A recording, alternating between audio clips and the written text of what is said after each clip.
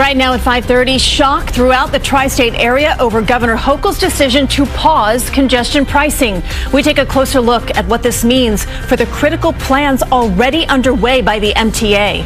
Good evening, I'm Christine Johnson. And welcome back. I'm 𝗙𝗢𝗟𝗢𝗪. This 11th hour reversal being met with excitement and disappointment tonight. Governor Hochul made the announcement today saying it wasn't an easy decision, but one made after considering possible economic consequences.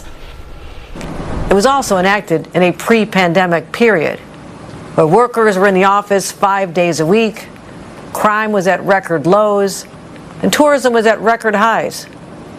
Circumstances have changed. If it doesn't move forward, we are going to be passing along our problems to our kids and our grandkids. We must invest in transit, clean our air, and move this program forward now. The Congestion Pricing Plan, the first of its kind in our nation, was slated to begin June 30th, and it was designed to reduce traffic and bring in around $1 billion annually in revenue, much of it for the MTA. But with the plans now on hold, what is next for some important MTA projects that were already in the works? Transportation reporter Elijah Westbrook joins us now here in studio. He has covered all the MTA meetings, so tell us more about these projects, Elijah. Well, Christine and Maurice, I'll tell you this, without the billions of dollars that the MTA was expecting to fund many of these projects, they're saying now, look, we might have to put some of these projects on hold. So we do have a graphic that we put together to really break all this down for you and some of the projects that really could impact riders. We know this includes making upgrades to the subway system's signal system called Communications-Based Train Control. Many of us know it as CBTC. It essentially allows the trains to run closer together at faster speeds, providing more frequent service. It's currently on the 7 and the L lines.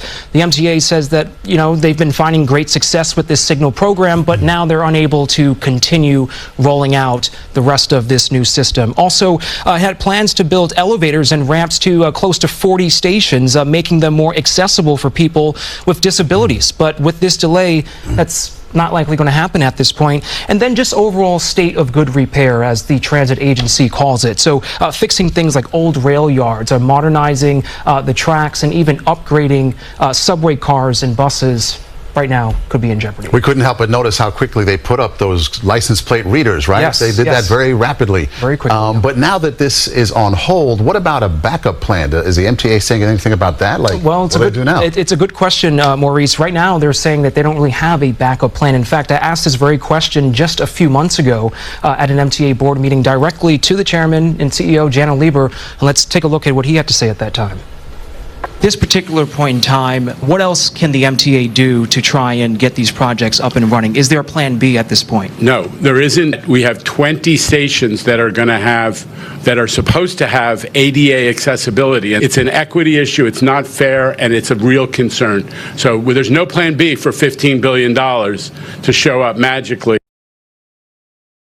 Directly from the chairman and CEO, he said there's not a plan B for $15 million to magically appear. So it seems like back to the drawing board at this point. So given the fact this is brand new, I mean, we're all kind of still letting soak this in. Yeah, we're still processing this news today. But it was supposed to go into effect June 30th. Any indication yet from any of your sources when they could probably bring this back to the table? Well, I spoke to a source very close to the MTA today. They're telling me it could, and I kind of want to, be careful with how I'm phrasing this. It could get rolled out by the end of this year. So we're looking at possibly the winter, but that's only if the governor signs off. After the election. After the election, right. So we'll have to wait and see. Not that this is a political consideration or anything. Right. So, but I'll leave it at that when it comes to and then the $500 million they spent on those, those readers. Yeah, I mean, they went up within weeks, months, That's not to be reversed, or who knows? We'll have to see. We'll have to see. To be continued. Elijah, thank you.